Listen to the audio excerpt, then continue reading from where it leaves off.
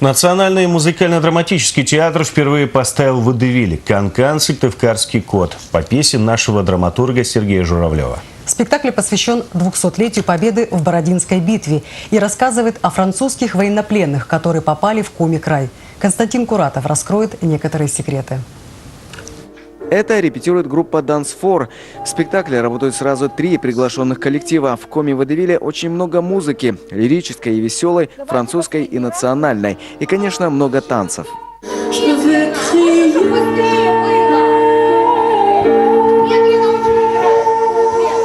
Военнопленного Мишеля Канье местные жители прозвали просто «Кань», что по коми означает «кот», за фамилию и за любовь к красивым девушкам. Он влюблен в купеческую дочку Глафиру, но вот беда – Глаша не знает французского, поэтому общаться им помогает подруга Анна, которая в свою очередь теряет голову от приятеля Мишеля – Анри. Это французский язык. Я играю Анну. Она знает французский язык, читает книги, романы. Конечно, в спектакле и у нее зарождается любовь. Она растет и крепнет на протяжении всего спектакля.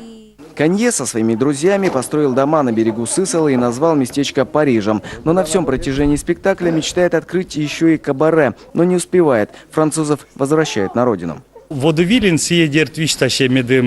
Вернувшись в Париж, он рассказывает дамам и господам страшные истории о том, как приходилось жить среди волков и медведей.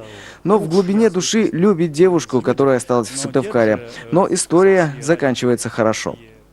Как именно, журналистам не рассказали. Сюрпризов будет много, обещает в театре. Иначе какой это водевиль? Жанр, наверное, просто чтобы было какое-то разнообразие. А с другой стороны, сама тема, во-первых, конечно, посвящена годовщине 200-летию победы в Бородинской битве. И нужно сказать, что на постановку этого спектакля был получен грант от правительства Республики Коми. Премьера в эти выходные. Зрители и гости столицы смогут посмотреть спектакль и в новогодние каникулы. Константин Куратов, Кирилл Шчалин, телеканал Юрган, Сыктывкар.